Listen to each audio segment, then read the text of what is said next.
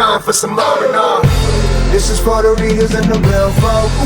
This is for the readers and the real folk. This is for the readers and the real folk living from coast to coast. This is for the people. This is for the readers and the real folk. This is for the readers and the real folk. This is for the readers and the real folk living from coast to coast. This is for the people. It's time for some R&R. Welcome, my readers and real folk. I am your host, Monda Raquel Webb. Books, art, film, music, all together in one spot, celebrating us right here, right now, every week. It's all art, and it's all good. That's who we are, and that's what we do. It's time for some R&R. So here we go. This week on Readers and Real Folk, we are thrilled to announce the collaboration between Black Art in America and the iconic international clothing and fashion brand Zadig Voltaire. Founded in 1997, the Paris, France-based company recently launched their Artist Hope campaign to prompt the artistic community to share how art can improve mental health while increasing positivity and optimism. For a 2-week period, Zadig and Voltaire will donate all proceeds generated by sales from their timely campaign to Black Art in America. So to Zadig and Voltaire, a grand merci. Thank you so much. On today's episode, our exclusive interview with the one and only Broadway film and TV director, Kenny Leon. We bring you another compelling artist profile with Dr. Kelli Morgan.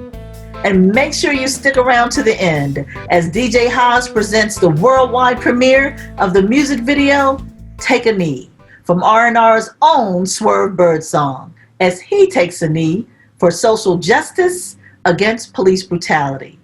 Trust, you do not want to miss this.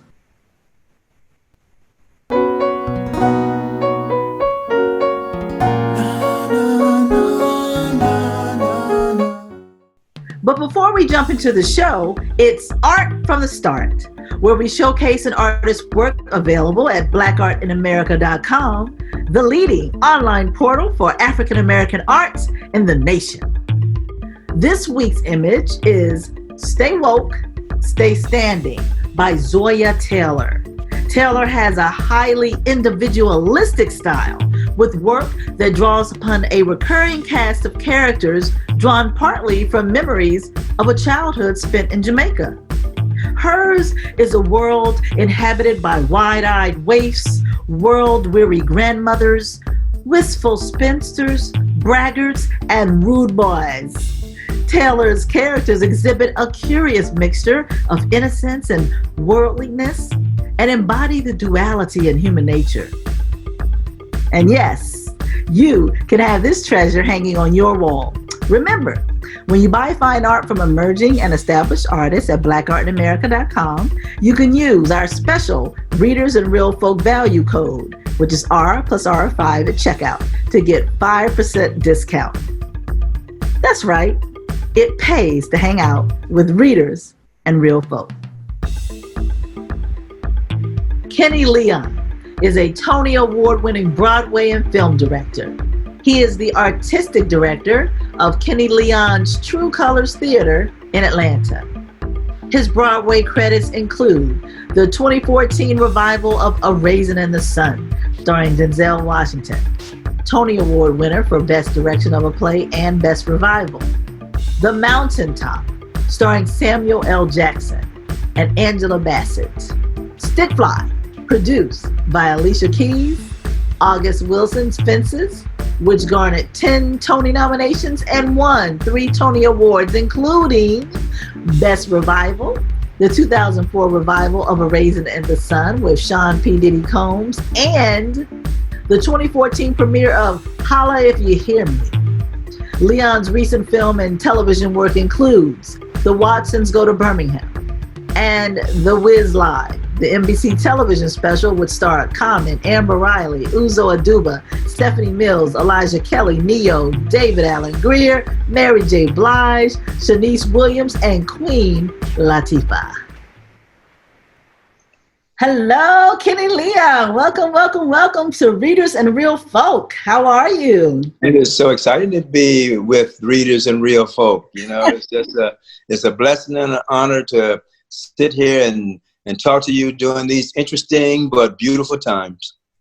Thank you. I'm so glad you're silver lining it. Yes, they're interesting, and yes, there is beauty in it. So I'm just thank you for being here. I'm excited. I know, like most times, people talk about it being interviewed, but I've got my notebook and I've got my pen because I know this is going to be a masterclass in advance. So for those of you who don't know or aren't familiar, Kenny Leon, he's been in the entertainment business for a very long time, and he seems to flow from theater to television to film like water. He's worked with some of, Black royalty when it comes to actors, from Phylicia Rashad to Denzel to Sam Jackson to Anika Noni Rose to Kerry Washington in American Son. Let me just tell you, I'm still not right. So we talk about humble beginnings. That is where you came from. I wrote a book last year, and for a long time, I never thought I could write a book. And but the title of the book is called "Take You Wherever You Go." And that was something my grandmother used to say to me. My grandmother, she raised 13 children. Her name was Mamie Wilson in Tallahassee, Florida, out in the country. So I grew up in the country with, just like outhouses and tin tubs to take a bath in and all that sort of stuff. But I always remember that phrase, take you wherever you go.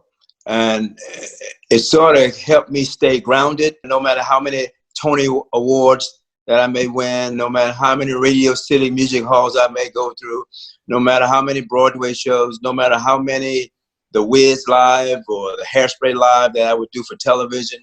It was like, you're still just a country boy from Tallahassee, Florida, whose grandmama is Mamie, and whose mama is Annie Ruth, and whose daddy is Leroy. That's who I am. So I see myself as being a product of generational prayers. So I went to a historically Black college. I graduated Clark Atlanta University. I didn't go to Juilliard, like a lot of people in my field who find their way to Broadway. So as long as you stay true to yourself and keep digging into who you are, then I think there's no telling how far you can go.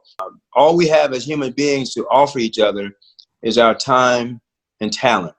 And I grew up Southern Baptist, so I don't want to preach to folks, but, it's like, I've never seen God, but I've seen God's creations. I've seen people. So our job while we're here, alive, even during the pandemic, our job is to love on each other, treat each other right, treat each other as if they were God.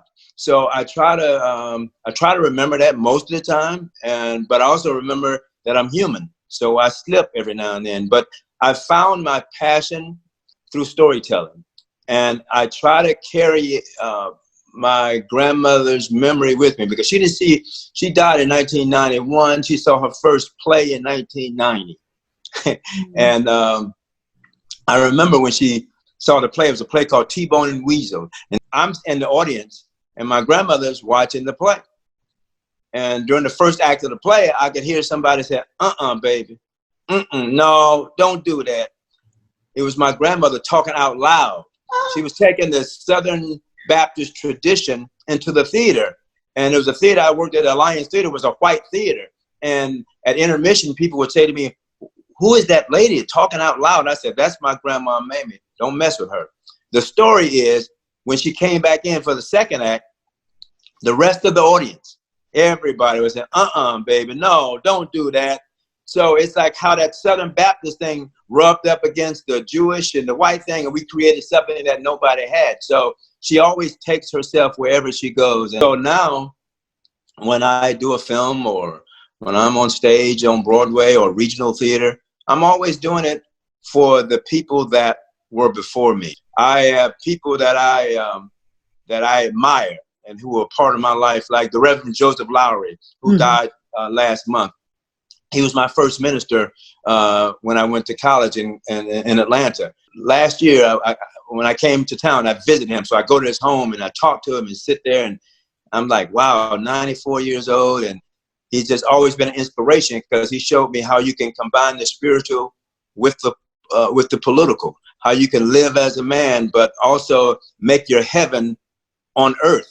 People like Ossie Davis and Ruby Dee. When I did A Raisin in the Sun on Broadway the first time, I invited Ossie and Ruby to come and give me notes.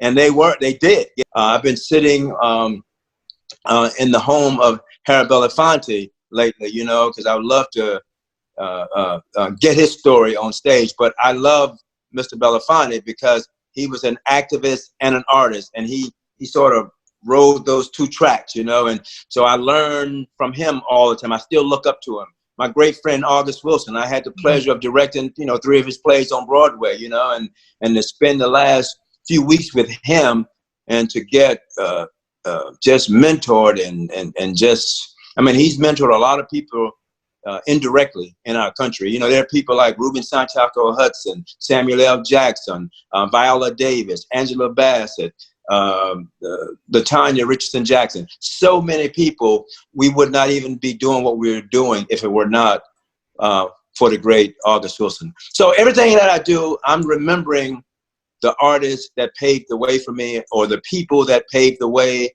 like my grandmother. So that's who I am. I'm a country boy from Tallahassee, Florida, and this is my book. See? I saw it. Everybody has a story. So all your viewers, they have a story. And more specifically, everybody finding their passion. What is it that you have to offer the world? Why are you here? It's like when I did Hairspray Live, there were 800 people on the crew for Hairspray Live.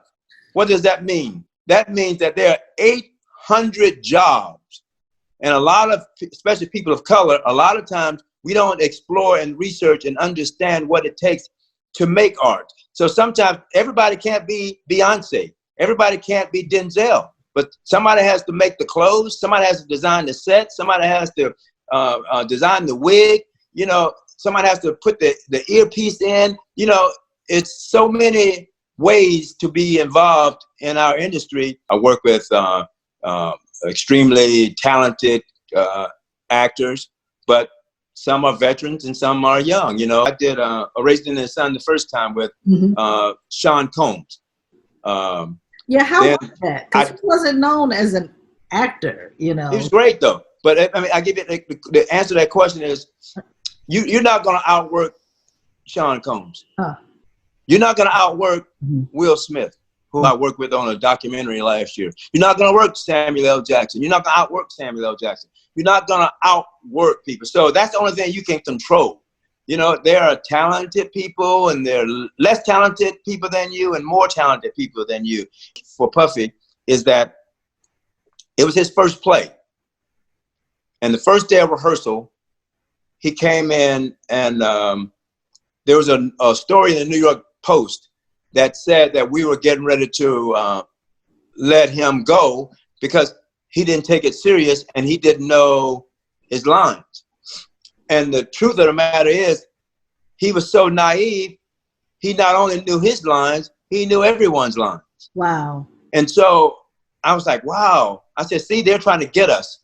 So all we got to do is realize that all we got is those of us in this room. At that time, it was Sean Combs, Felicia Rashad, Audrey McDonald, Sanaa Lathan, Bill Nunn. And it's probably one of the toughest jobs I had to do as a director because I had to take people from different disciplines, different disciplines, and put them in one story. And I think that's the gift. That's the number one thing that a director should be able to do. Get everyone in the same story, the same tone. A typical day for Puffy would be, we're going to rehearse the play for 8 hours, and then he's going to go spend 2 hours with his acting coach, and then he's going to come pick me up at about 10 o'clock at night, and then we're going to go to a club, because he has to do that. He was in that world. But all the time we're in the club, he's just asking me questions about acting. And then he would go home to his Park Avenue home, where he had built a replica of the set from A Raisin in the Sun. And so he could lie down on the couch and live like Walter Lee. Now, some people think that crazy. I think, no, that's a person who's willing to do whatever it takes to be the best he could be. What would you share with our viewers who are interested in directing, are interested in acting, besides putting in the work and digging deep, to bring out the best type of performance or best type of directing effort that you possibly can? Well, it still goes back to what my grandmother said, take you wherever you go. So you have to be confident of who you are. And you have to be honest with yourself in terms of what you know and what you don't know.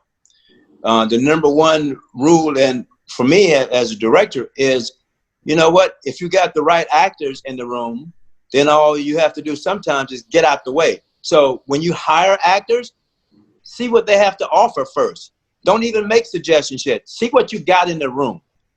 Then, if you're going to be a good director, you have to have a great understanding about space, the use of space, how to use space, the power in space. You have to be able to get a veteran actor from being stuck. You have to be able to unstick him if he gets lost. And you have to be able to teach a young actor who's green. And if you can't do both of those, you're not, you can't occupy that space of director. It's like actors, they want to be led. So, but they're asking themselves, if they're smart, why should I follow this person up that hill? And you're trying to give them every reason to understand this is why you're going to follow me up that hill. You work with someone like Denzel Washington. He studies. It's serious for him. Viola Davis, you won't find a better actress. Felicia Rashad still take acting classes at 70. So a lot of it is who's in the room, how do you push them, how do you respect them, and what do you bring to them? I just did a play on Broadway, a soldier's play, and great cast, David Alan Grier, Blair Underwood, but I had 12 men in that play. To get 12 men to go in the same direction and to embrace and support each other is, that's pretty hard to do. But I'm able to do it because I leave my ego outside the door. And I request everybody in our space to leave their ego outside the door so that we understand the most important thing is finding the truth in this script. And most actors are afraid to stand in truth. And standing in truth means that you make everything outside of you disappear. The word that comes to mind when I say great performances, like Kerry Washington or Nande Osamoah, is like effortless. The word effortless. Whenever I've seen a great performance, it feels like, oh, she's not even doing anything. Get to know it from your heart. Stop performing. Stop acting. Those are bad words to describe what we do. I want a person that's being. I want an actor that is.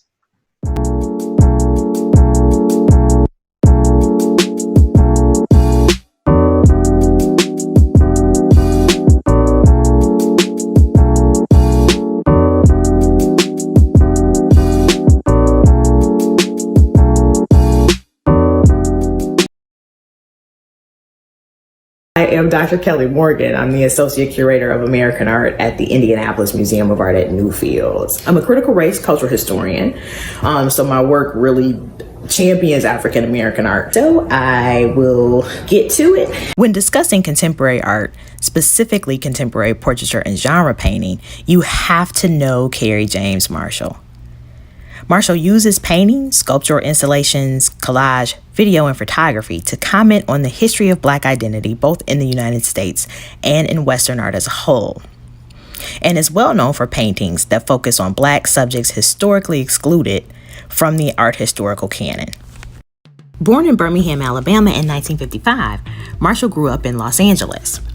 He is a 1978 graduate of the Otis College of Art and Design and currently lives and works in Chicago. In his PBS Art 21 special, Marshall says, quote, "You can't be born in Birmingham, Alabama in 1955 and grow up in South Central Los Angeles near the Black Panthers headquarters and not feel like you've got some kind of social responsibility. You can't move to Watts in 1963 and not speak about it. That determined a lot of where my work was going to go. In this quote, Marshall makes a direct acknowledgement of the influences that Black history, Black culture, and Black experiences have on his work. In a 2012 interview with Art and Auction, Marshall states, quote, "It is possible to transcend what is perceived to be the limitations of a race-conscious kind of work. It is a limitation only if you accept someone else's foreclosure from the outside. If you plume the depths of yourself, you can exercise a good deal of creative flexibility. You are limited only by your ability to imagine possibilities." And for over 30 years, Marshall has visualized the infinite possibilities of the Black subject. The pure Black figure began to appear in Marshall's work in the 1980s, when he painted several pieces that were inspired by Ralph Ellison's famous 1952 novel, Invisible Man.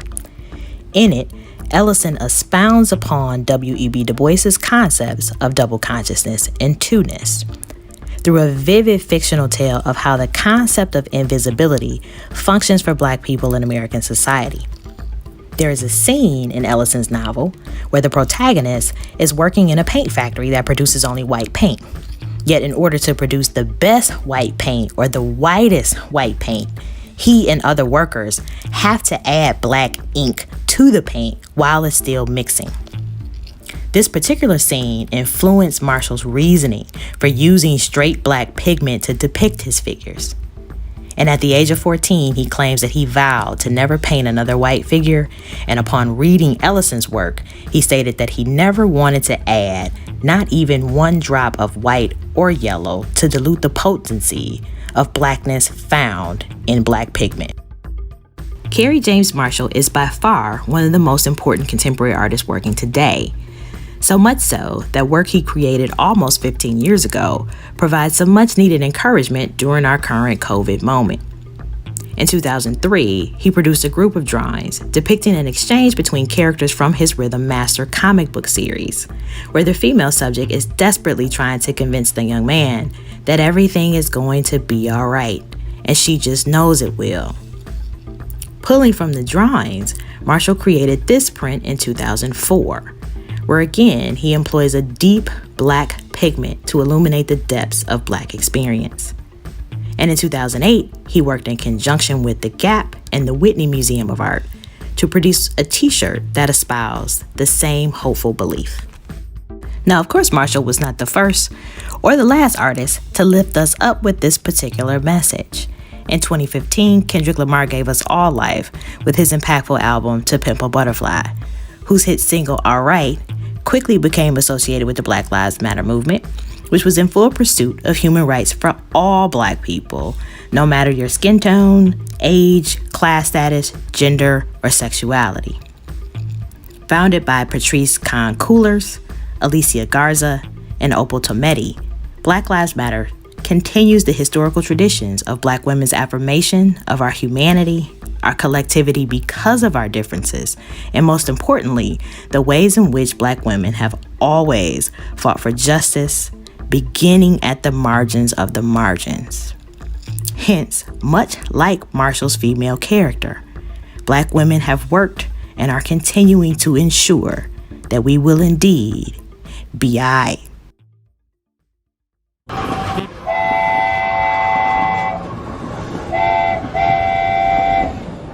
Let's rock.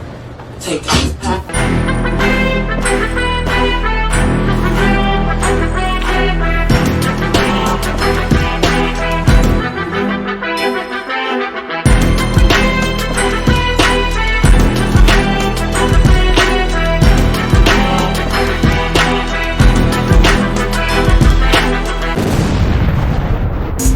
All black everything, all black everything. Hey! What's up, my readers and real folk? This is a hostile takeover, so strap up for a ride on the R&R Express with DJ Haas. Special shout out to my web queen, Monda Raquel Webb, and to blackartinamerica.com, the online leader in premium black art. Check it. Today we're going to take a hostile ride down to the ATL to check in on R&R's own multi-talented artist, musician, producer, Swerve Birdsong. In a musical sign of the times, Swerve is raising his voice to capture the moment as he takes a knee for social justice and police brutality. So here it is on Readers and Real Folk, Swerve Birdsong, the world premiere, Take a Knee. Chin up, shoulder square, dab to the knee, chin up, dab to the knee, yeah, chin up. Don't take a knee, now take a 10, chin up, shoulder square, dab to the knee, yeah, chin up, dab to the knee, yeah, chin up. Don't take a knee, woo!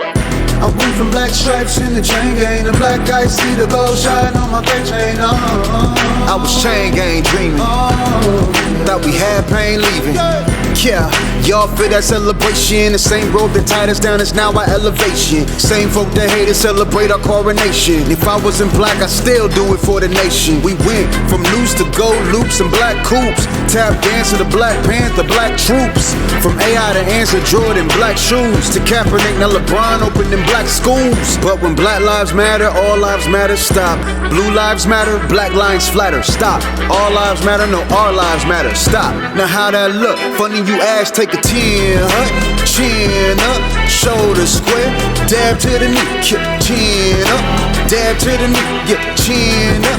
Don't take a knee, now take a 10, chin up, shoulder square, dab to the knee, yeah, chin up, dab to the knee, yeah, chin up. Don't take a knee, woo! I went from black stripes in the chain gang to black eyes, see the gold shine on my face chain. Yeah, I was chain gang dreaming. And for name, damn reason. Before my chain loosens on this ship, I'm cruising. I'll invent the yacht and use this as my blueprint. But I guess I'll need a new pen. Why? Cause they always find a new pen. Whoa, they tryna tell me I'm a nuisance, tryna condition me with media thinking I'm stupid, tryna condition me with badges telling me I'm useless, tryna condition me with violence throwing in they 2 cents. We took black exodus and made it to black excellence, broke the chains and welded them into necklaces. From crucial conflict to burning hay and barns, we lit cotton clubbing and we party hard when we take a 10, chin up, shoulder square, dab to the knee, chin up, dab to the knee, yeah, chin up. Don't take a knee, now take a 10, chin up, shoulder square, dab to the knee, yeah, chin up, dab to the knee, yeah, chin up. Don't take a knee, woo! Prison nights, northern lights, see the stars beyond the bar.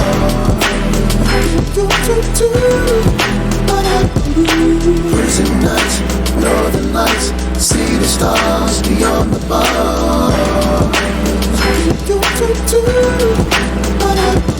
Take a 10, chin up, shoulder square, dab to the knee, chin up, dab to the knee, yeah, chin up.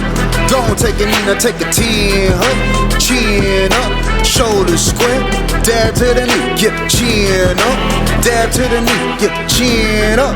Don't take a knee, woo!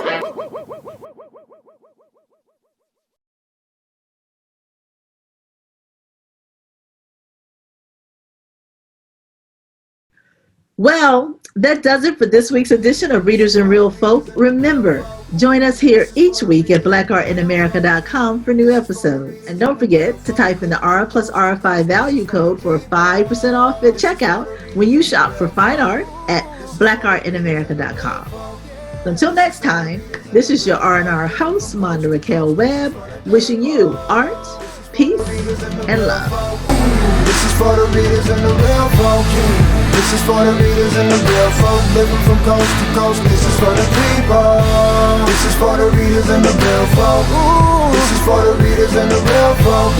This is for the readers and the real folk living from coast to coast. This is for the people. This is for my people, yeah. This is for the people.